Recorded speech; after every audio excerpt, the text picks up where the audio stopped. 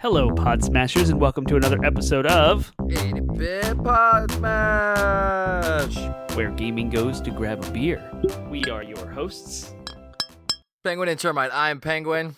I am Termite, and we are a weekly video game podcast smashing together ideas that you care about with video games. That's right, and tonight we are talking about multiplayer. We're talking about specifically what is the right number for multiplayer games. There is a commonly accepted right answer, but it also kind of depends. We're going to talk more about all of that, but that is our conversation tonight, the multiplayer magic number. Does it exist? And if it does, what is it? And why does it matter? We're going to talk about all that and more, but we are where gaming goes to grab a beer. So what are you drinking tonight? As you heard, I popped a cork. That is not a beer. I'm actually drinking a bourbon. That was a gift from the holidays. It is the Woodford Reserve Double Oaked Barrel Finish Select branded type of bourbon. It's a fancy bourbon. It's not something I would normally buy on my own because it is a little higher up in the prices. But yeah, double oaked bourbon finished in new heavily toasted, lightly charred barrels. So, Kentucky straight bourbon whiskey finished in a second oak barrel. So if you don't know anything about bourbon, bourbon is, by name and definition, it has to be aged in a brand new, never before used charred oak barrel. So I guess after the first round, and it's actually bourbon, they throw it into a second oak barrel, and they age it again, and it adds new depth and flavors. So it's delicious. I would not call it smooth, but you can definitely tell it is a high-quality bourbon. Nice, good.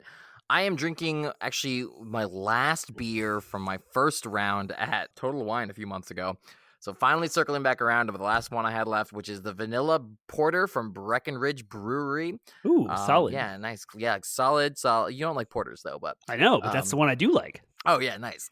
yeah, vanilla, creamy, delicious, perfect for we're in the throes of winter right now, January. Yeah, so even just the glass makes me think of the snow we just had. And yep, nice and smooth, nice and creamy. Not as thick as like I would expect a stout to be, but still delicious. So that is my beer, and that moves us on to talk about just whatever we want to talk about for a little bit. So what's going on? Let's talk about that snowstorm and the craziness you went through. That's a story. Or maybe you don't want to relive that, and we cannot talk about it. That's okay.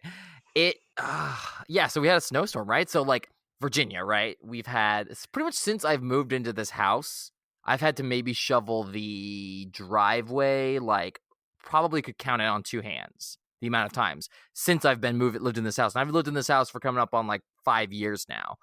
And it just doesn't really snow here anymore at all. Like it snows and we'll get the occasional flurry and stuff, but like, I don't know if it's because we're just positioned in such a way, if it literally is just like our position in the state, or if it's like our proximity to the coast. I don't know what it is, but the snow almost always goes north of us and hits DC, or south of us and hits like barely hits Richmond, or just like goes completely south of Richmond. We never just seem to get snow here anymore. It's like the anti-snow belt, but this time it was the inverse. The anti-snow belt got the brunt of it. It's true, we did. Yes, exactly. So we got probably the biggest snowstorm this county has had in years, probably since the like snowpocalypse back in 2010. And yeah, I mean, we got like between my county and where you used to live up in Spotsylvania County, it was like 10 to 15 inches in both counties. We just got crushed. Now, this is not the most snow that we've ever had here. It's the most snow we've ever had since I've been living here, but in this county, it's not even the most snow they've ever had. But nevertheless, the state's response to the snow was completely abysmal. Both the power company and the VDOT had just the worst responses you could possibly imagine. And they had their excuses, and it's probably a combination of all the excuses like COVID and the Great Resignation and all that stuff. Some of which are good, some of which are bad. Doesn't matter. At the end of the day, the end result is I didn't have power for pretty much for 2 days straight. I've never had a snowstorm that's knocked out my power for as long as that has. I know that's pretty privileged to say that. Like, that's pretty fortunate of me. But it still was a shocker and kind of kicked me and my family into survival mode for a few days. Wouldn't have been that big of a deal if it wasn't for the 5-month-old we have in the house. So, having to make sure that she has a warm environment to sleep in was absolutely paramount to me. So the first night we did so by putting on our gas fireplace and all snuggling in the same front room. Well, as you can imagine, a 2-year-old and a 5-month-old don't sleep in the same room very well together. So that No, was they a rough don't. night. We woke up low on sleep, no power, all of our food in the fridge spoiling or spoiled. And basically I had to go out, and then and just to cherry on top of everything, the data around my house absolutely sucks. So we're pretty much completely dependent on Wi-Fi if we want to have any connectivity to the outside world when we're in this house. So I had to basically drive around that morning, the morning after the snowstorm, and try to find a Wi-Fi hotspot or something that I connect to. I finally found one and was able to contact my friend and down in Richmond who has a nice big house. And we crashed with him. The whole family crashed with him for the next night. And the power finally came back on the next day. That's the short version of the story. The long version includes lots and lots of anger, frustration, and conflicts with me and my wife. Yep, so that was my crazy snow story. Woof. Yeah, but I don't have nearly as much drama around this snowstorm as you did, other than like it came on the heels of a couple of weeks where I was at home with the children myself.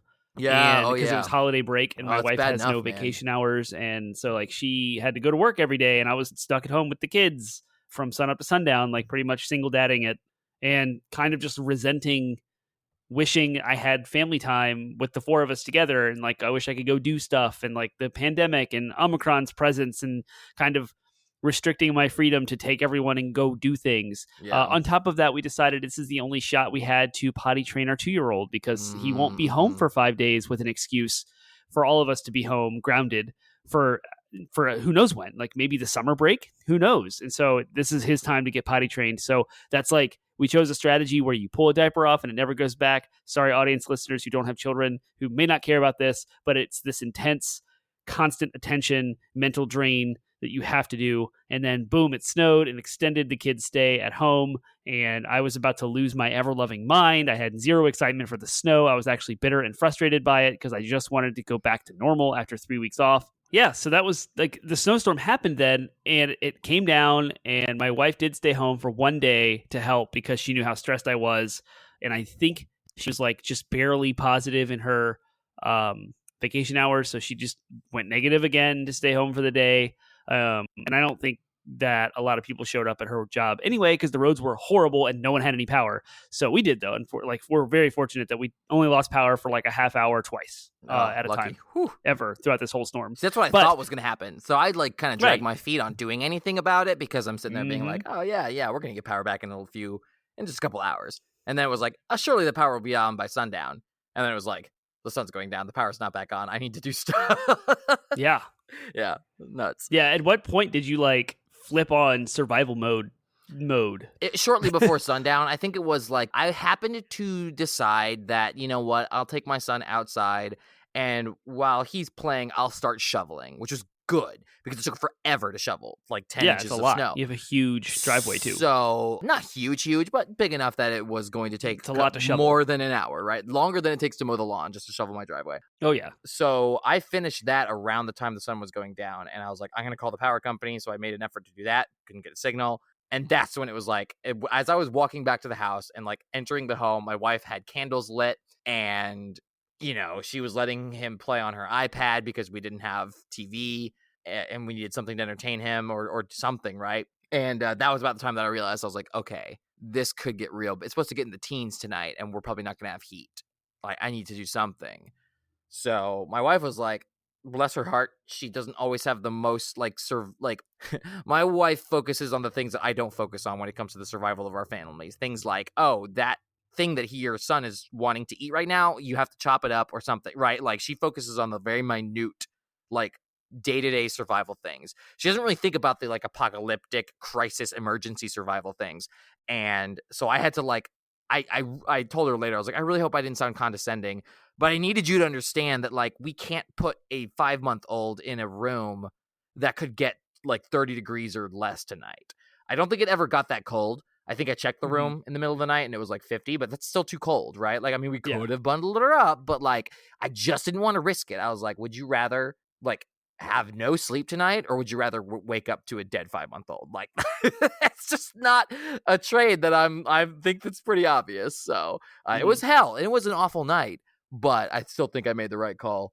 even if it was overkill, right? Like, I'm And sure you bundled your family together in the living room where you had a gas fireplace, which was a warm right. spot. Yeah. Yep, exactly. I'm sure there are people out there that are gonna be like, oh yeah, no, you can get this sleep sack for your kid that's like thermal or whatever. And I'm like, I couldn't order for anything from Amazon anyways. We're stuck with what we had, and I just didn't see a solution that was better than the one we did. So it was crazy though, man. And I never want to be in a circumstance like that again. Not that I expect to never have that little power, but like, there are other tangible steps that we could have taken. I mean, we lost a bunch of food. We were able to claim insurance. I didn't know if you knew that homeowners insurance will cover, like, will reimburse you if you have food spoilage due to something like this. It's still a deductible, right? No, I don't know.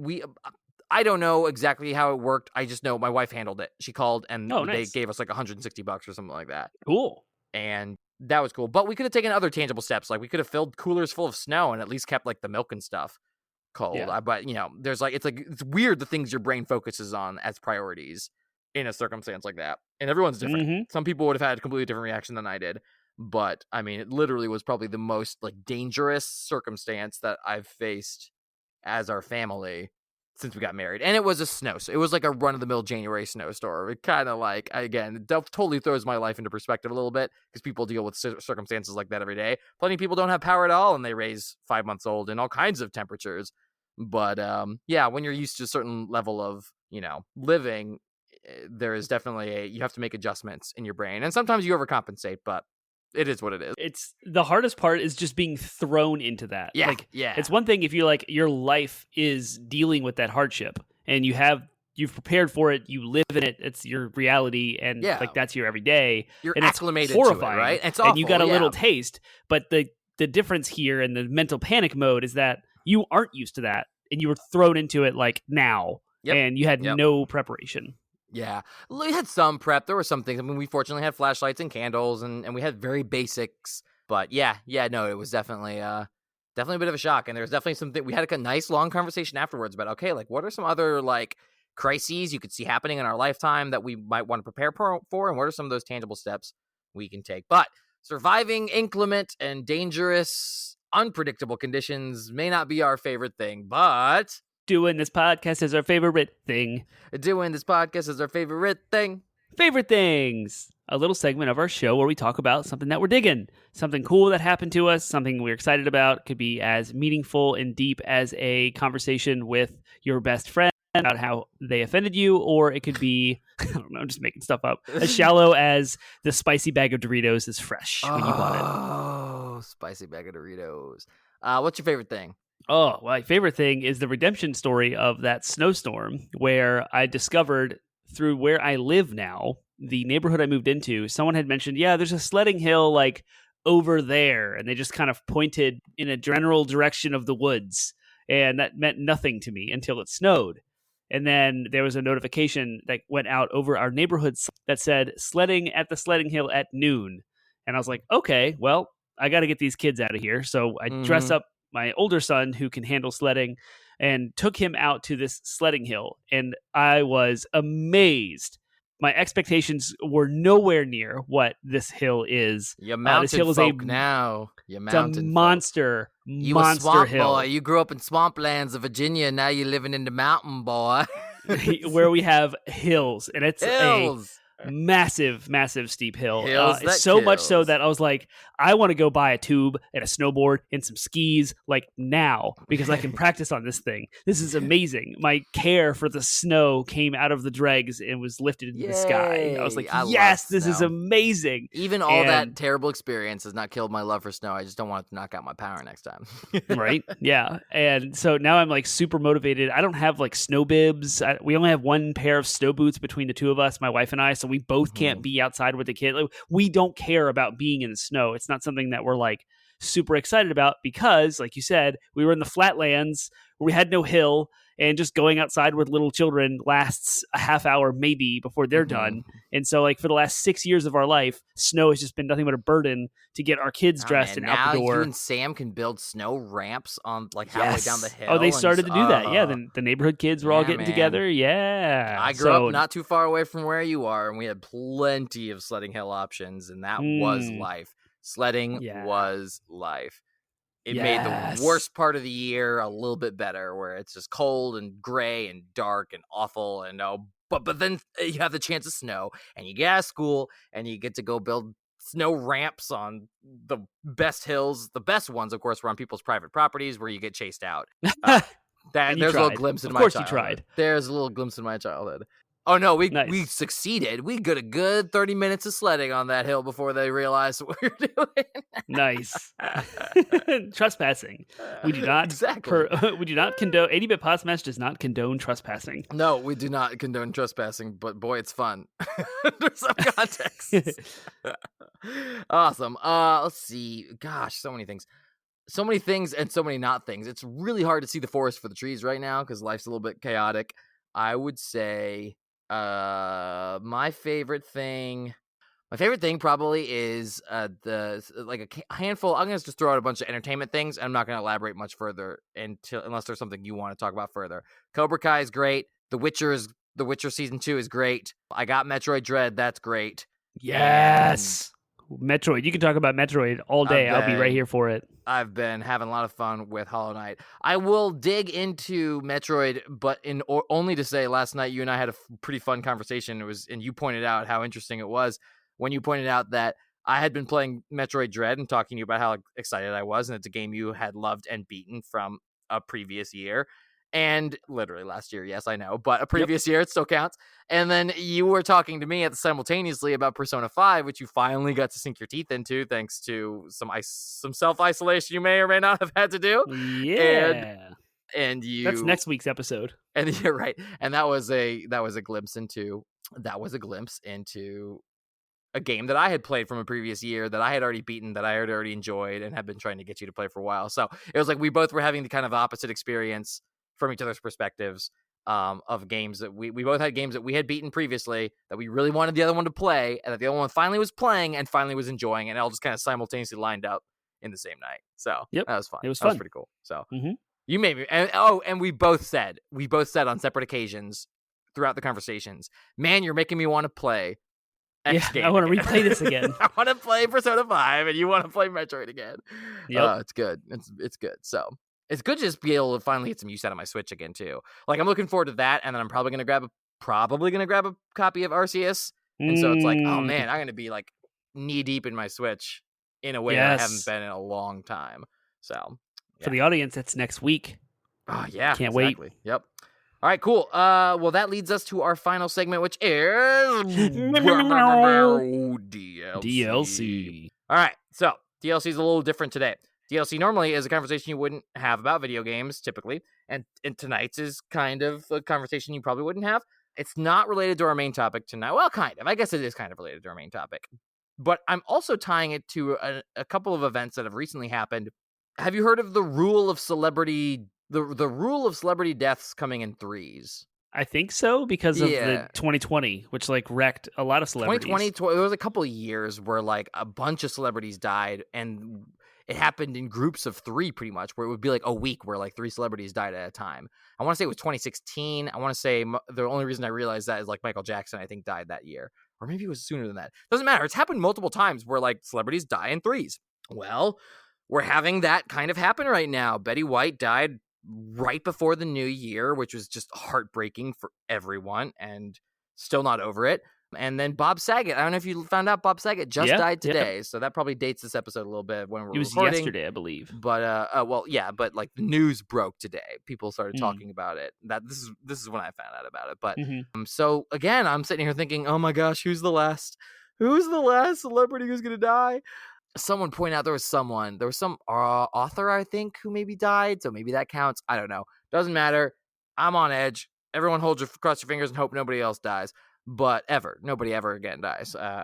We achieve immortality like tonight. That would be great.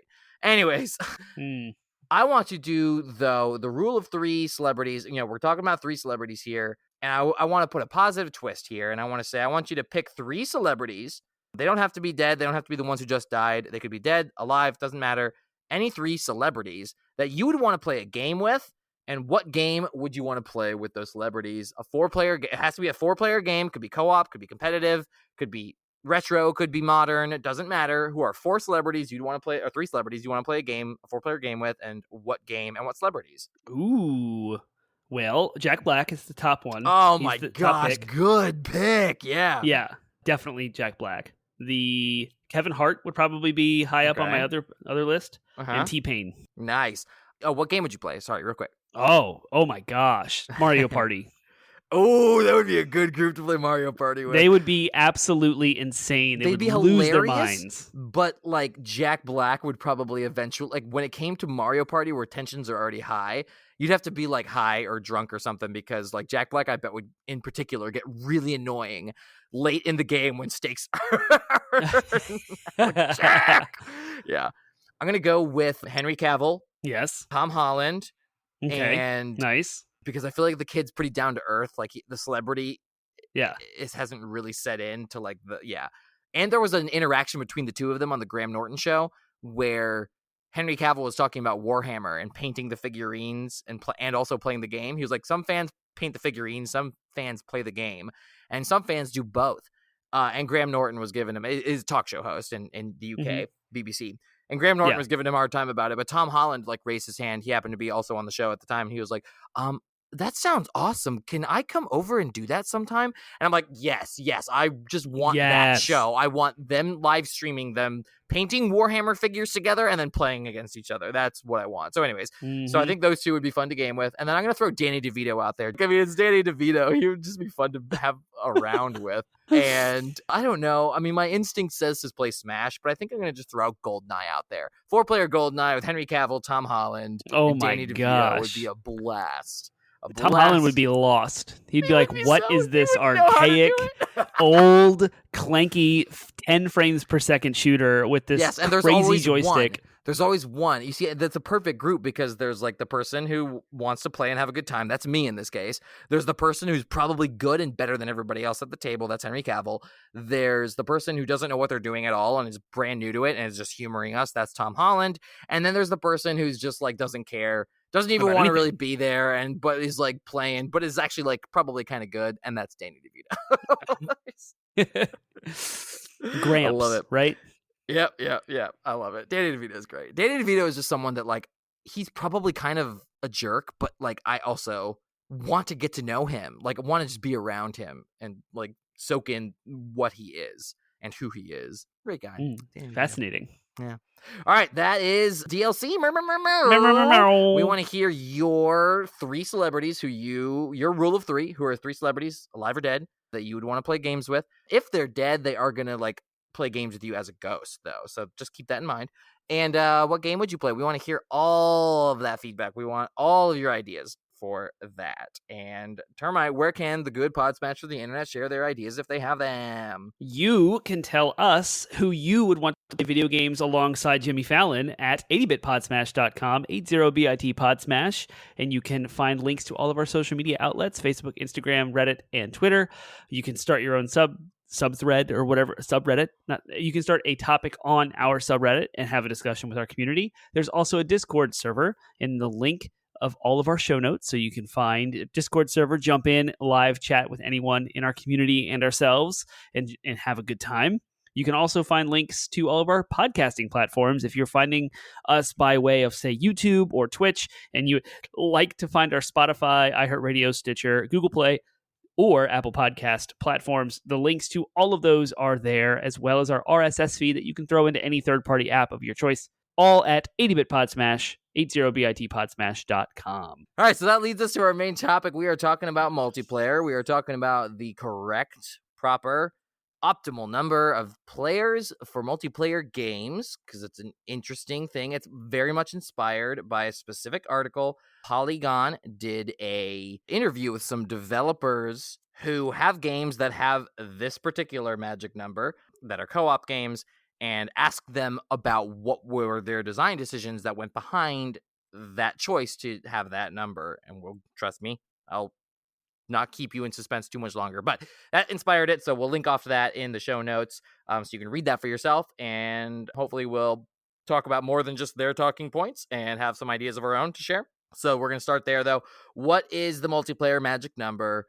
why does it exist, and what are some of the considerations that have contributed to, whether they're design considerations or other considerations that have contributed to this becoming such a prolific magic number. Sounds like a fun topic.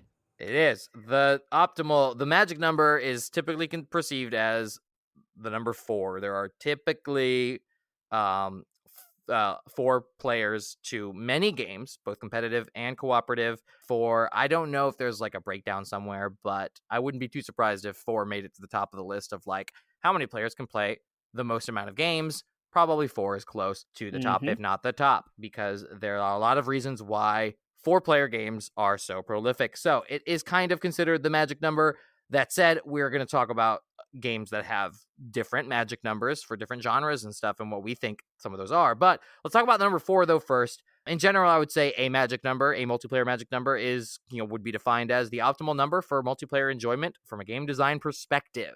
So this is a very game design heavy, like why cap it at this number of players? So makes sense? Everyone on board? Yes. Cool. All right. Okay, so what are some of the reasons? Why does this number exist in multiplayer in video games? And what has sort of like, why did we get to 4? What's special about the number 4 when it comes to multiplayer games?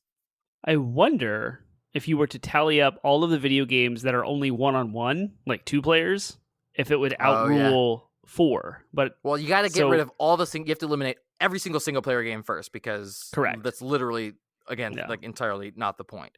And then you have to you'll probably look and see the number change over time when you consider the fact that point number 1, a lot of the reason why the magic number exists in the first place is because of controller ports, right?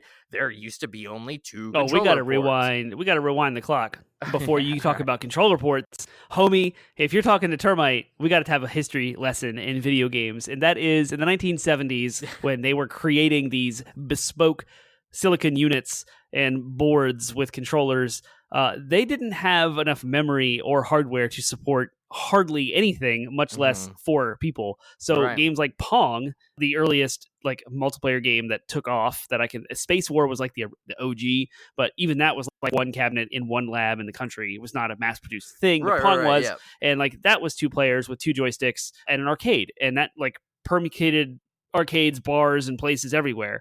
And so like that took off. And then like before there was home consoles, arcades usually had the one-on-one, the score, like Joust and those things. And then you did like, now we're talking about controller ports, the early consoles, the ColecoVision, the Commodore, the Atari, and leading up to the NES, they only had 2 controller ports because controller ports cost resources as far as processing power to accept input and space so, and everything.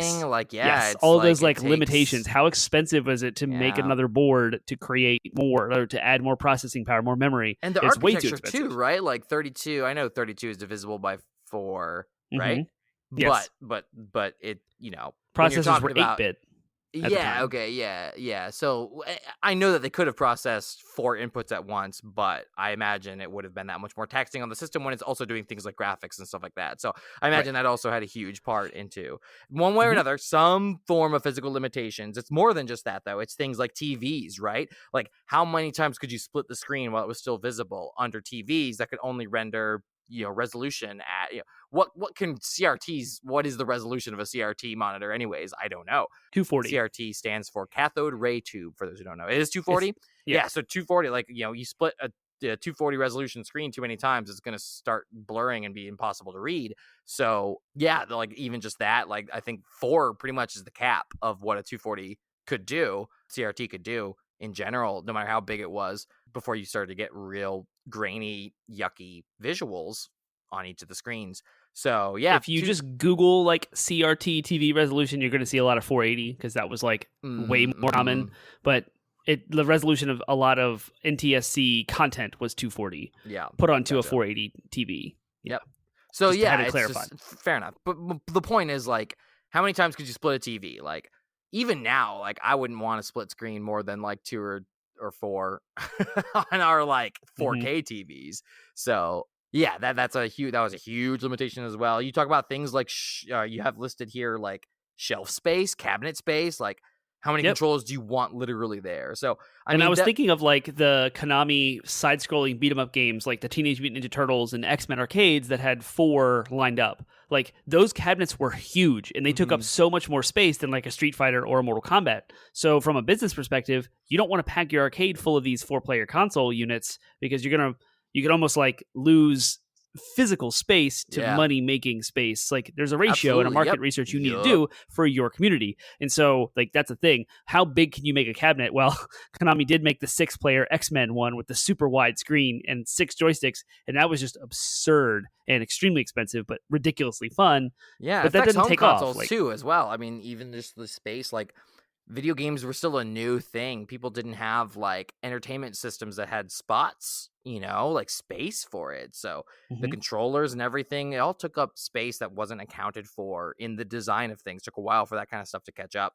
There's all kinds of things, but nevertheless, I imagine you would see the numbers start to change over the course of the years, right? In the 70s and 80s, it was probably firmly fixed at 2 for a long Right. time. As the 90s came around, that's where we started to see 4, and that's really Mhm. where it took off. I mean, the 90s, there's a good argument to be made that the 90s were probably one of the defining eras of video games, and so like Oh 4 yeah. being that number, it then became a historical thing. So it started as limitations, but then 4 just kind of became the commonly accepted, like, we're playing games, I get my group of 4 friends together and play games. So there was definitely sort of a like tradition of 4-player games. Again, we also saw in the 2000s and 2010s in particular, like franchising and reboots of things. It's like if you suddenly start changing the amount of players, then like, in a game franchise, it's like, wait a minute, like, what are you doing to our game? Why it's always had 4 players? Why does it suddenly have 6 or 8 or whatever? Like, it's like Mhm. there's sort of this idea of like trying to keep the tradition when it comes to franchises. So Mario Party is probably never going to be more than 4. I guess they did do 8 with the Switch version, but that's with 2 Switches. It's weird, it's complicated, but 4 kind of like landed. It landed. It's the thing, right?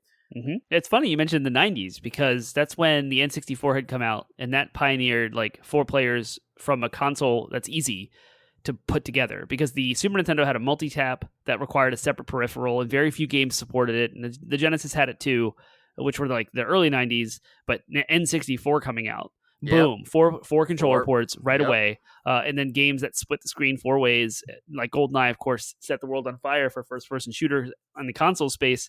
And then you had Smash copies like, Bros. yeah, Yeah, you Smash had Bros is other coming, 4-player. but Well, 4-player. then Yeah. Mhm. PlayStation only had 2 ports. Of course, you had a Yep. multi-tap there, but very few 4-player games. But the N64's at least cultural success, because financially PlayStation ate their lunch.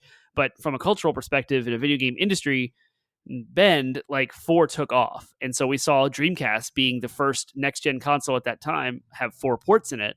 PlayStation 2 came out with 2, and then the GameCube persisted with 4 at home. And then the Yeah, Xbox came out with 4. you don't hear people talk about their fond memories of getting together with their friends and staying up all night playing their PlayStation. No. 1 or 2 people, sure, you say, oh, me and my single buddy singular would get together and play our PlayStation all night. Mhm. But like your group of friends, you're getting over at the guy's house who had the N64. You guys were playing Smash, GoldenEye, and Yep. Tank Wars. Was it Battle called? Tanks. Battle Tanks. Yeah, Yep. We so played Battle many Tanks, Conker's 4-player Bad Fur games. Day. Yeah. Yep, exactly. And so that's kind of what, like, you're right. It became a cultural touchstone of 4 players. And then the Xbox carried on with Halo, you know what I mean? So it sort of solidified it in the early 2000s. You all got together, you played Halo. Sure, you'd have the big time where you'd system link all your systems together with the Halo, but again, everything divisible by 4. You Right. always 4 got is 4. groups Yep. of 4. Yep, exactly. So, you mentioned though it's more than just sort of those limitations, those physical reasons. There's in the article they talk about some social reasons that I think that you wouldn't normally break down, social and design reasons. Things like in groups of 4, you are less inclined to like break off into smaller conversations, right? Like if you've got a group Right. of 5 people, then like 2 people carry on a side conversation while the other 3 were talking about something else, and that kind of dilutes the group dynamic. Whereas like if you're 4 people, you're always going to have like 1 or 2 people talking and 2 people listening and engaging and communicating and sharing, and no one's breaking off to like yeah, it's weird to have like a 2-on-2 conversation or like or one-on-one conversation with someone else while someone else having a one-on-one conversation, but it's less weird to do a one-on-one conversation when 3 people are conversing. I don't know. It's like there's definitely some psychology to that rings true. Oh, I there's think. definitely some like social science psychology going on. I mean, think about Yeah. like back then, especially in the 90s and the 70s, 80s, like double dates were a thing. Like you would grab your best friend and their significant other and you would go out Mhm. and see a movie together, and you'd go to the diner and drink a milkshake, and you'd drive around town together.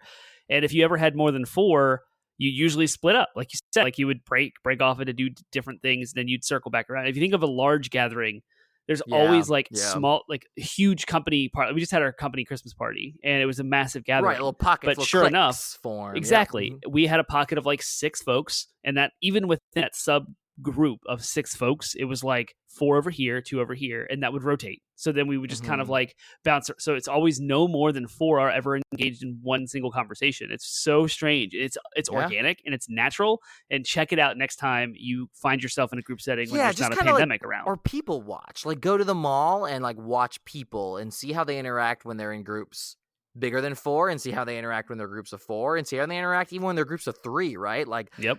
different dynamics and different human behaviors. And all of that is totally something that clearly a lot of research has gone into when it comes to designing multiplayer games.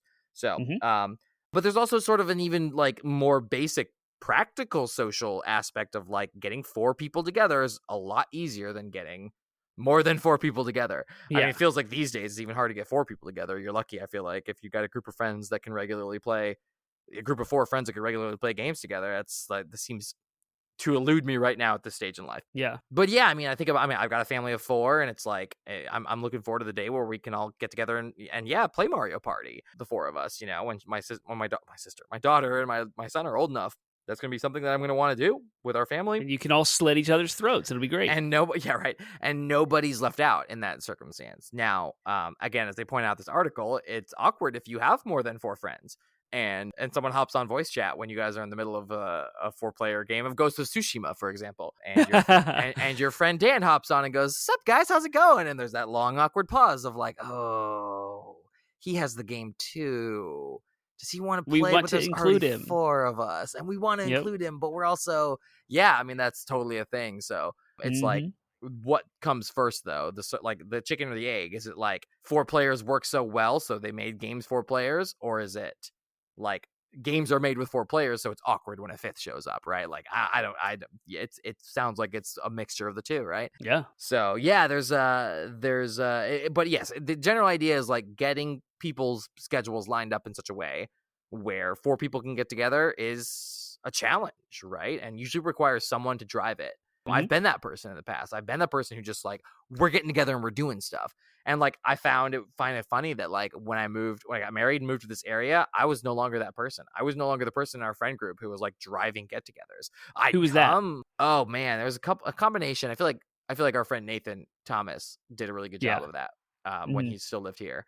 And like he was the one who was almost always doing it. In fact, to the point where he actually complained about it in the same way that I complained to my friends about it when I lived in Harrisonburg and was the one doing it. So I can sympathize with that. Like it can be exhausting to be the person who's like, why does no one else seem to care? It's like, no, it's not that they don't care. It's just that they settle into everyone settles into the role of their friend group. And if you're not the one who's typically doing that, I can definitely see how it can be hard to like, oh yeah, I should probably take some of the burden of like initiating and organizing and driving, you know, the get-togethers. But anyways, all that's to say there's a practical like component to it as well. I also think that there are some meta social elements. I will say there's this idea of the 4 humors. Have you ever heard of the 4 humors? Nope. The 4 humors are, well, they're more than just an idea of personality. They date back to medieval era. It was basically that there were these 4, you know, they used to think there were only 4 bodily fluids in the body. They were blood, bile, yellow bile, and mucus. And basically, if you had any imbalance of the 4 humors, that's what made you sick. And so that's why they would like bleed people or like leech people. Anyways, it evolved into more than just this pseudo medical science, early medieval pseudo medical science, and it actually ended up becoming sort of like a life philosophy that there were all these there were basically these 4 like basic aspects in the world. That's why there's 4 elements: fire, air, earth, water. There's 4 like this idea of 4 kind of being something that is like a sort of a complete picture of like the human experience. It plays out in a really interesting way in pop culture. Pick a group of any 4 characters, like characters that are like a group of 4, and I'll tell you what humor they line up with pretty much. Like the Scooby Gang. You've got Fred the leader, you've got Daphne the emotional one, you've got Velma the smart one, and then you've got Scooby and Shaggy together kind of form the wild card, the goofy, silly wild one. Yeah. Ninja Turtles, you've got Leonardo, he's the leader, the honorable one. You've got Raphael, he's the angry, emotional one. You've got Donatello, the smart, intellectual one. And you've got Michelangelo. He's a party dude. Crazy, wild party dude one. Yeah, exactly. He does machines. That's what the song says. I know. The Avengers, they almost all, they kind of fall into this role. Each of them sort of fall into a role. And sometimes if in one context, your humor is to be I'm the honorable leader one of the group, in another group of friends, you might be the smart intellectual one of the group, right? So the idea is that everyone sort of when you have groups of 4, you have people fall into these roles. And I think that actually ends up, that's why we sort of have the holy trinity of tank, healer, DPS, in a group of 4, it would be tank, healer, range DPS, and melee DPS. And each one of those probably lines up with a kind of personality, right? As we talked about in our personality episode. So there's definitely something to sort of a meta psychology, more than just social psychology, but there's definitely something about the number 4 that people tend to just sort of align with, that I think plays a part into this design. Yeah, and it does change. It's very malleable. Behavioral. It's not hard and anyway. fast. It's not a hard science, we would say. It's more. I was saying it changes from group to group. I was in situations where I loved being DPS because I knew there was a solid tank and a solid healer in play, and they knew their roles and did it well, and so I could just come have fun and do damage. And then there was other situations that I really like being in the middle of everything and kind of driving everyone forward here. So I'm going to play a tank. And then I did the healer thing for a while. So it all depended on the group I was playing with and who was involved. And so I'm sure that happens amongst all gamers when they're playing with different types. If your predisposition is to, there's certain, I think people tank for different reasons, right? Or heal for different reasons. Sometimes you heal because you want to be in control and you just want to make sure things go smoothly. So you're being kind of a peacemaker. Sometimes you heal because you like to see the number, you like to help people, right? It's sort of a slightly different motivation. One, I want everything to go smoothly and I don't want to rock the boat. We kind of talked about this in our Enneagram. The other, doing the same role, is no, I want to be helpful. I want to see how I contribute to the group's success. And it's a slight nuance, but it's very different motivation. Whereas someone like me, I like to tank because I feel like it's the most dynamic and interesting and everything's changing and you're very much adapting to circumstances. Whereas another person might tank because they genuinely are just you know what, someone's got to do the job and I'm going to be the one to do it. I'm going to be the hero, right? There's different motivations and totally line up with personality, but it doesn't change the fact that at the end of the day, you're settling into a role. And it doesn't have to be a game with a Holy Trinity mechanic. It doesn't have to be a cooperative game. But I think with 4 people, you find everyone settles into that role. Kind of I was talking, even just in my celebrity example, I was thinking about the personality of these 3 other people and myself. I can already roll us, right? I can already cast us, so to speak, in our parts as to how that group dynamic would play out. I think it's a very interesting kind of component here that is not talked about in the article, but I think is definitely somewhat at play somehow there. So, all right, let's move on to our next question, though. What do you think the magic number of players should be in general? And what do you think about it in different categories for different genres? Teams versus free-for-all, different types of genres like first-person shooters, RTSs. I have a list here that I put down so we can follow that. And then what is too many, too few? What would be in general too many players? And what would be too few players when it comes to a multiplayer game, in your opinion? And that might change. So, what you want to go through these? What do you think it should be for just general co-op games? What do you think? What do you think the magic number is for general co-op games? Well, I would land on 4, which is the standard. But I've experienced games like Destiny that are 3. Yeah, I was gonna say Destiny and Outriders are both 3, right? I thought Outriders was changed 4, but I could totally be wrong. But I also thought Outriders was 3. You might be right. Yep. Yeah, I would definitely say. What about Reverend from the Ashes? What's that game called? That also, I believe, is 3. I think you're right. Yeah. Yeah. So I've played games that are 3, and there's a value to 3. It's a little bit less noise than 4, just a little bit, and it's awesome. So there's The problem I have with 3 is It's that almost always easier to get 3 together. Yeah. It is. Go ahead. Yeah. It to me, it's always been I have 2 or 4. It's weird that middle ground of 3. Like, there's enough of a barrier of entry for some reason in my history with 3. It's never lined up to where I had exactly 3 people that were available to play. It was always 2 or 4, which is odd if you just look at it. Like, it was not planned that way. But playing with 3 people when you could get it together oddly felt really good. Really, really good. Yeah. It's just a strange number of, like, from the social reasons perspective, like getting 3 people together. It's also odd when you have a game that has more than 3 like classes or roles, right? Like Destiny everything's 3 in Destiny, right? Because you have the 3 classes. And they've never done more. They've added the subclasses and the changes to them or whatever, but they've never added like a brand new class. And I've always wanted them to. But because everything's 3, they want it so that you have a hunter, a guardian, and a warlock in every group, whether that is feasible or not. But nevertheless, like that's what their design is around. Outriders is weird because you've got 4 classes. So you're always like, without one. Right, exactly. So you always have to kind of you can never have like all the classes together. Well, as long as the game works and you can function doing, be successful with whatever combination of 3 out of 4 classes you have, it's good design and that's fine. And so I don't know too many other games that are co-op other than like massively multiplayer online RPGs, MMOs. Yeah, I was gonna say in MMOs it kind of changes, right? Like I would say different. Like 4. I would say 4 to 6 in general co-op. 6 may be a little bit too much. In MMOs that has to go up from like between 5 and 10, I think, for just like regular group play. When you talk about like PvP and raids and stuff, that number goes higher, of course. Or lower depending on the context, but for like the general group play, the dungeons and stuff, like 5 to 10 I think is a sensible number, because it's the whole point. Massive, right? Like there's a social aspect of coordinating people that is inherent to those games. Of course that's changed over the years, so maybe I'm crazy, but that would be my sort of slightly different answer. What do you think about genre? Go ahead. I was gonna say, like, having more than 4, I feel like requires a specific type of game, and for some reason the game Natural Selection comes to my mind.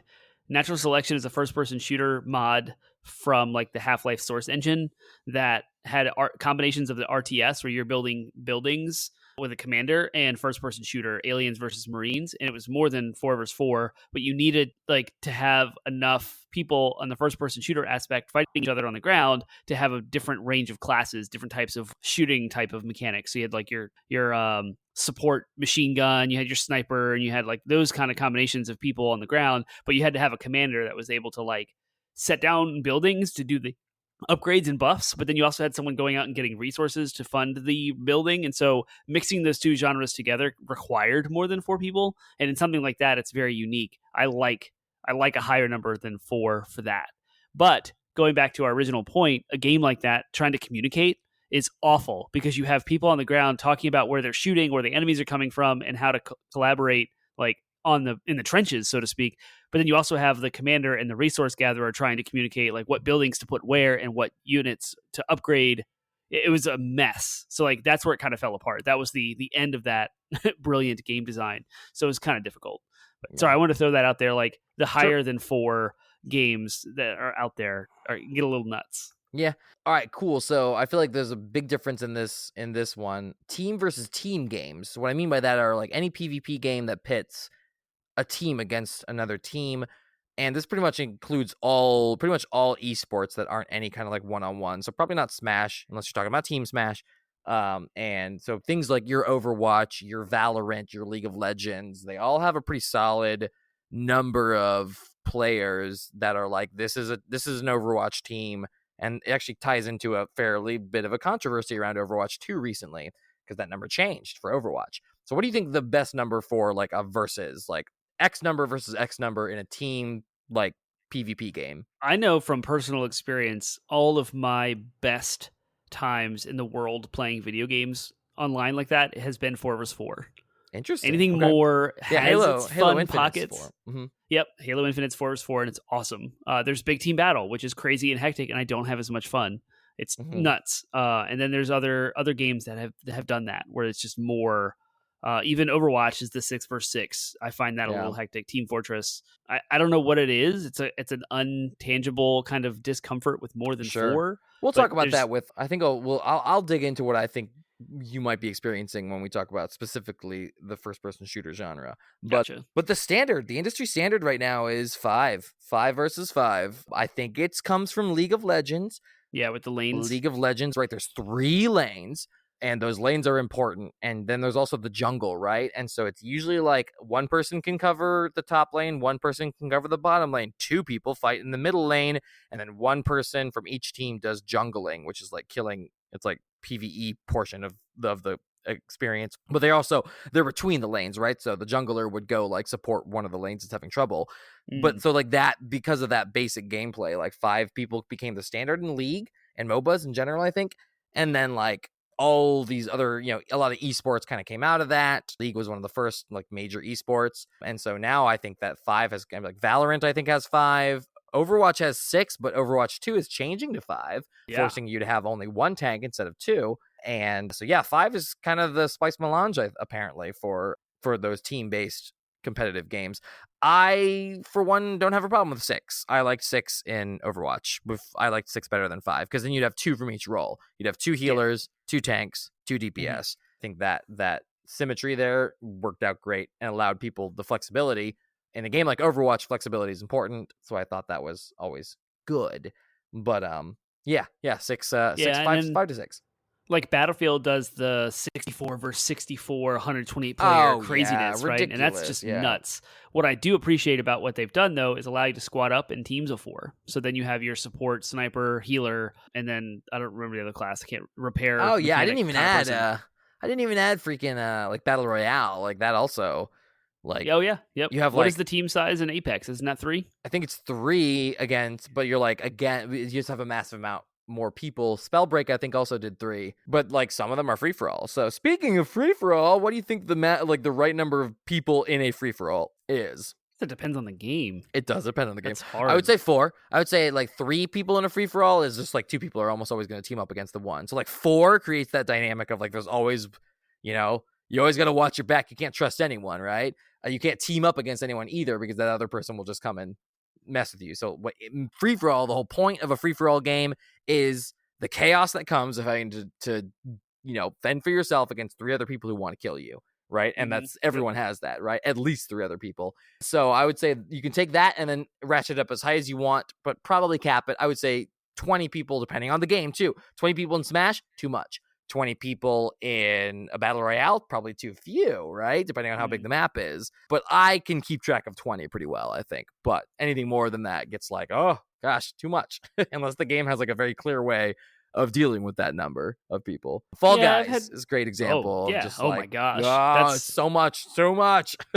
Yeah, but that's like, so that's, again, a unique genre, unique type of game. Yeah, exactly. Where hilariously, what is it, like 42 people or whatever is perfect for the chaos, because that's part of the game design. It's built into traversing the levels, and the platforming is bumping into everyone constantly, and like a little bit of luck and a little bit of timing, and it's nuts and insanity. So Fall Guys nailed it.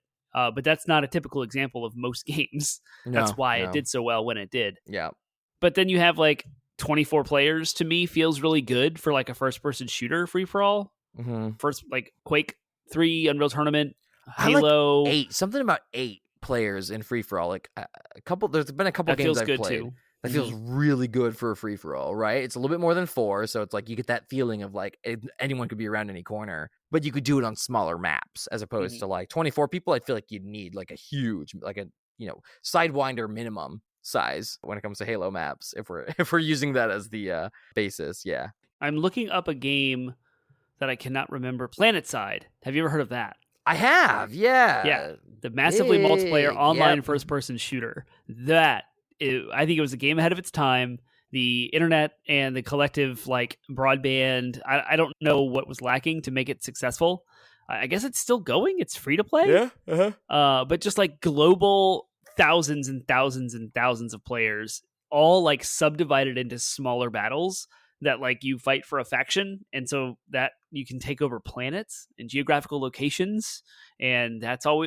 Was really super fun, kind of a flash in the pan for me. I didn't play it very long, but when I did, I had a good time with it.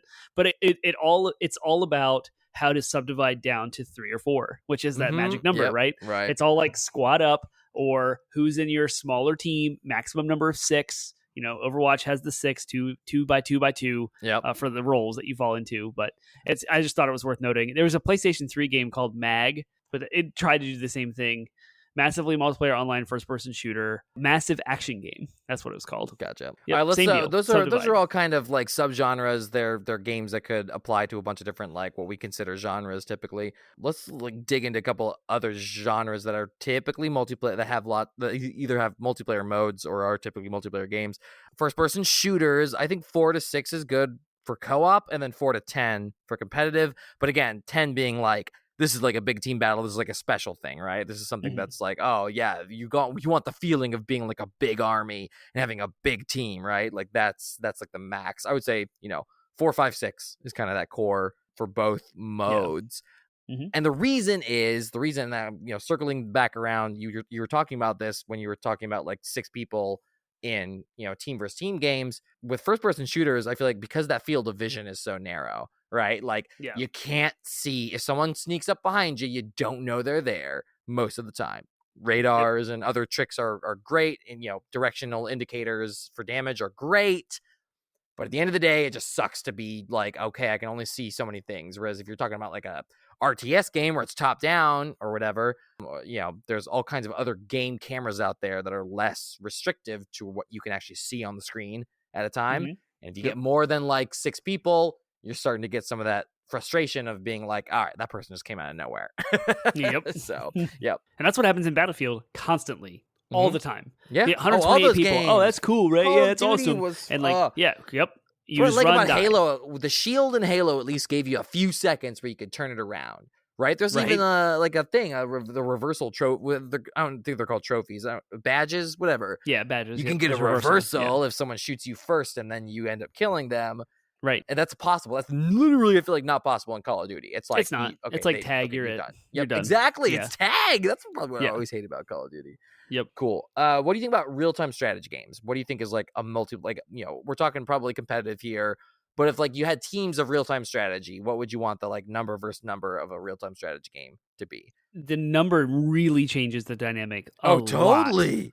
Yes, I think it affects RTSs. Changes. Yes. Yeah. Everything changes. Team strategies change. I don't what like buildings and units 2. you go for. I do not like more than 2.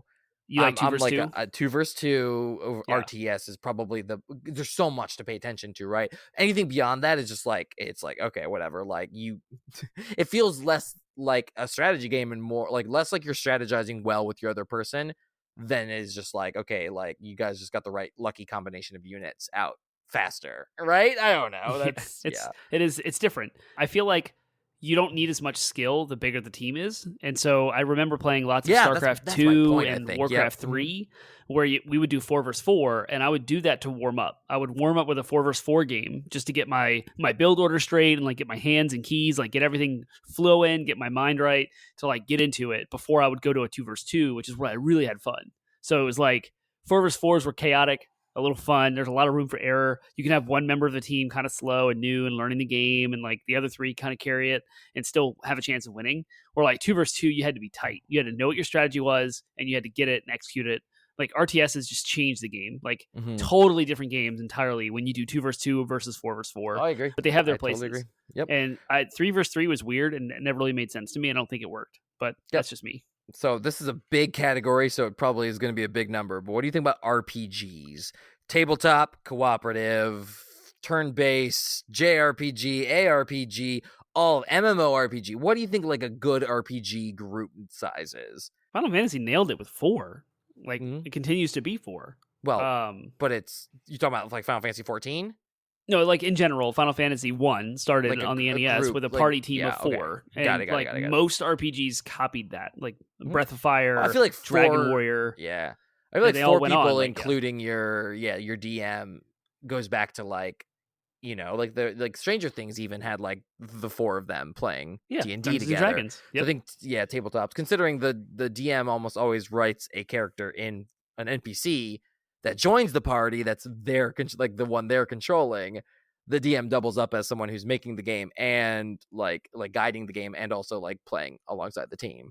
At least that's what our DM did when we played Pathfinder. So I think that 4 I think even goes back psychologically speaking before, those limitations, hardware limitations were even a thing.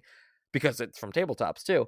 Yep. But I think that, I think that two is a solid number for RPGs as well. If you're playing with one other person in an RPG, that can be really, really good, really fun. But I would say up to 10 people in RPG, and maybe that goes back to my WoW days, but like a raid, Karazhan, 10 people was, magnificent.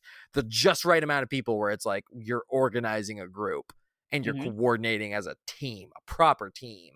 But more than that, it got a little unwieldy, admittedly. Oh, yeah. All right. And then speaking of MMOs specifically, what do you think, like PvP versus PvE, what do you think the numbers should be? Divisible by 3, I think, is always good. I like divisible by 5.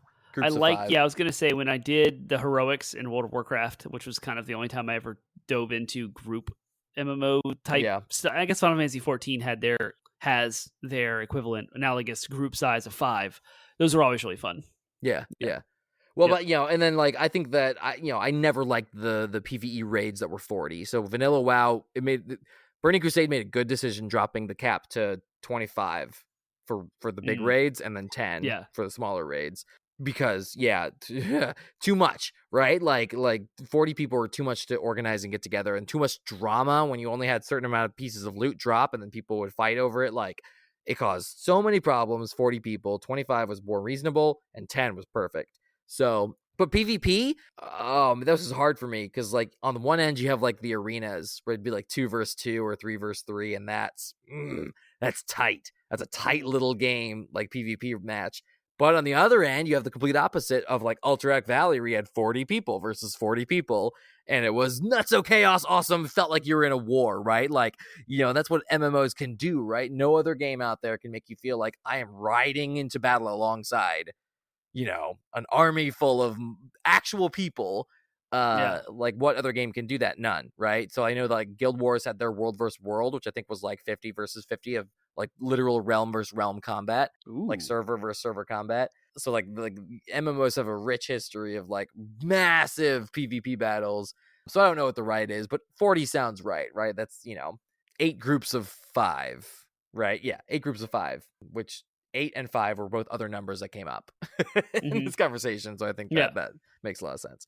So, and then finally, fighting games. What do you think a good number for fighting games when you're talking about, fighting, versus your Mortal Kombats, your Smash Bros, your what are like good team? Well, they're all different. I mean, like Mortal Kombat and Street Fighter and those kinds of fighting games need to have 2, like 1-on-1. That's like what it is. Tag teams. Tag teams. I wouldn't even say 2 versus 2. I guess some of them are like. Then you have like Marvel versus Capcom. You're just saying 2. You're just saying like 1 versus 1. 2. That's it. 1 versus 1. Yeah. Like those kind of fighting games are very tactical, very difficult to master, and the esports Smash, even. Smash doesn't. That's what I was gonna say. Like, I was gonna say you got 1 versus 1s in Smash, but you also have 2 versus 2s, and that are also, especially in Melee, like there's a rich 2 versus 2 community in Melee. And Smash Bros welcomes that based on its design and what it's made to do. Whereas, like, I don't think Mortal Kombat leans itself into it. Nor Tekken. Most fighting games. Yeah, I would agree. Yeah, and then there is like Marvel versus Capcom, which has like 3 versus 3, but I don't think you can get 6 people fighting. It's like you choose a team of 3 and you fight another person who chose a team of 3. It's really just 1-on-1 with a lot going on.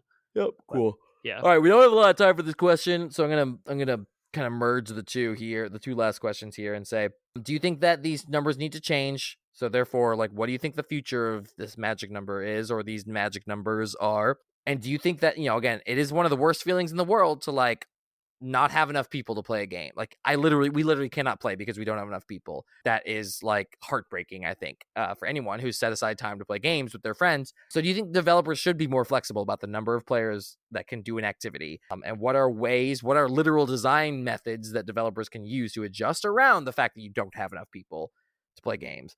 So I'll start because, to give you some time to think. The kind of things that come to mind are like scalability, obviously, when you're talking about co-op, like dungeons, raids, activities that require people to cooperate together. You need to design it in such a way where like they scale based on the number of players. So, I mean, Diablo 2, I think, was one of the first games to really do this that I noticed, where it would be like the enemies are stronger because someone joined your game, right? And that would scale up to 4 people. And then every time someone left, the enemies would scale back down in the amount of damage they did. So, like, I mean, eventually World of Warcraft released their flex raid numbers, right? So you didn't have to have 25 people. You could do the raid with 20 and the enemies would scale accordingly. I think that's like good design. And then in PvP games, things like bots, right? Like a robust AI that can hold its own, where it's not just like running up against walls or something, easy kills for the other team, like well-designed bots that can sort of fill in when there's a gap, when someone disconnects or rage quits. I feel like that kind of stuff is good for group play. So Yeah, I think Borderlands 3 Gearbox like started a new trend with how things are scaled to yeah. where, Mm-hmm. because that's the other aspect of joining multiplayer games as groups, is not just scaling what the number of players do, but also what progress each player has made Yeah. in the game. Yep. Because, person A over here has had all the time in the world, who took off a week off work, who has no responsibilities, beaten the game, has just now like had their first opportunity to play with person B who just started the game, and they want to play together and have a good experience. But because of their progress gap, Borderlands 3 mitigates that and allows the two to play together wherever in the game that they want to, so they could just start at person B's Yeah. spot, It's and not just an person A is RPG still going to get problem. loot. Yeah. Yeah, it's not just an RPG problem too. Like my buddy Justin was playing with one of his friends who like live streams, right?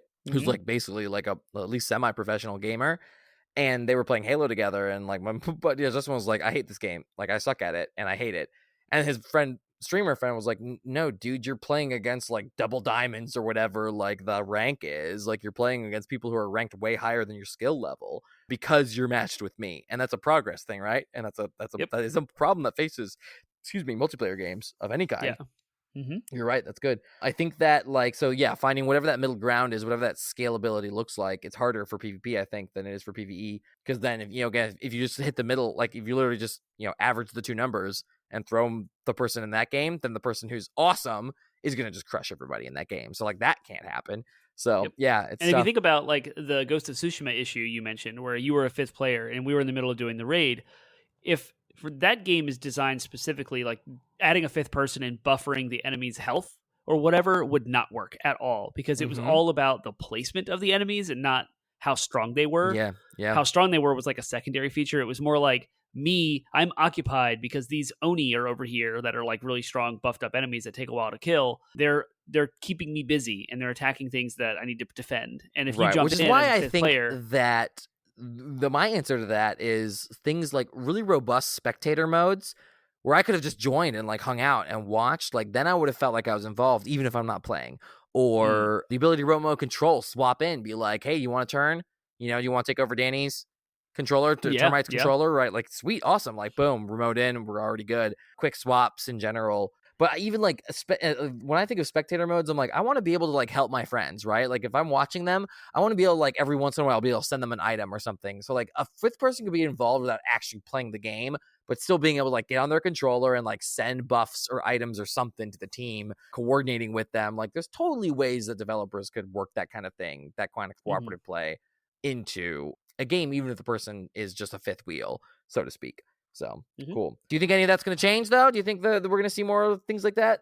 Yes, Yeah, I think so because too. of what we saw with the like Stadia and Luna is Amazon's like their whole like cloud gaming ideology thing that's not working right now. That's ahead of its time. It's not taking root. It's not getting any traction. But the thought is fascinating, where I can be playing a game online and it's not rendered anywhere in my house. It's rendered on the cloud. So then you could have like a 20-player multiplayer game, and then someone is watching someone else could just take over from right there without any loading or patching or downloading or having to own a game or whatever. Like share play is a thing that's happening among PlayStation specifically, where I can share my screen with a friend and offer them the controller over the internet.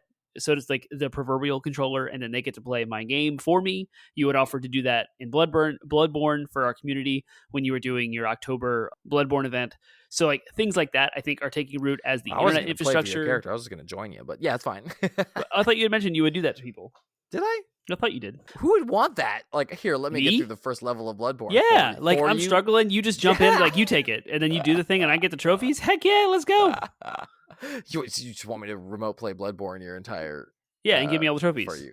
Yeah, would it great. be easier for me to just play Bloodborne on my PlayStation, log in as you, and get you trophies? No, because then I have to give you my password, and you're not allowed to have that.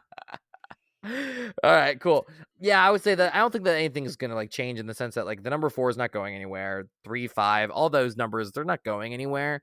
But I think that we've already seen developers meet those demands for, scalability and stuff like that. So I think they're going to continue to innovate, and we're going to see some pretty cool solutions. So I don't even have any, especially as specifics, live streaming, Twitch gaming, YouTube streaming, all this stuff is becoming lucrative. It's becoming a cash grab. So every game is going to have some sort of thing shoehorned in where you could play with your audience and allow your audience to engage. And it's going to change. Shoehorned. I want it to be at first it's going to be part of the game design. Yeah, you would think. But even Borderlands 3 did you could have the audience change the boss fights. Yep. And send you loot in the game and stuff like that. That's increasing the number of players that can participate in your gaming experience, which therefore is changing the formula for multiplayer. And then esports are taking off too, right? So esports are becoming more and more popular and more lucrative. And so the idea of what you said, where the magic multiplayer number, the team arena 4v4, 2v2, that's going to stay. So we're going to see refining on the esports side. We're going to see innovation and forward thinking on the streaming side with cloud gaming and a better internet infrastructure and faster processing power across new consoles and PCs. So it is going to change. It will expand in both directions. Preach. All right. Well, that is the show about the multiplayer magic number. We want to hear your thoughts. What are your favorite groups and numbers? And do you have a specific group that maybe isn't 4? And can you tell us about your experience as a sort of non-standard quote multiplayer group? And or do you have your group of 4? You love it? Do you think that multiplayer games are stupid, awful, and people should just play single player games by themselves in their rooms and not interact with one another at all? That is a valid point of view, and we would love to hear it from you and discuss that. And we want to hear those thoughts and more. Termite, remind them where they can share their thoughts if they have them. Tell us all about your internet comings and goings over at 80bitpodsmash.com, 80bit podsmash. Links to all of our social media outlets, Facebook, Instagram, Reddit, Twitter, as well as a Discord server with the link in all of our show notes. You can also find our podcast platforms, Spotify, iHeartRadio, Stitcher, Google Play, and Apple Podcasts. Whatever podcast platform we don't exist on, let us know, and we will put ourselves there for you if we are not there. So let us know what and where we are. Interact with us, start a thread, start a conversation. We want to hear your thoughts, your comments, questions, concerns, and ideas. We would love to hear your thoughts. Yeah, all right. Next week, we are going to be celebrating the release of Pokemon Arceus. Legends Arceus is coming out next week. Yeah. And we are going to celebrate by talking about the console that Pokemon started on. We're going to be doing one of our episodes, Soul in the Console series, and we're going to talk about the Game Boy, ladies and gentlemen. The console. Legendary little piece of hardware that did a lot as more old than as I am. Yep, that came out the year I was born. So there's some great stories about some awesome things that happened on that console that should not have been able to happen. Let's talk about it right now. Let's literally hang up this call, start another one, and talk about it. That's exactly what we're going to do. It's going to happen. All right. We'll do that, and then we'll see y'all next week. See you next week.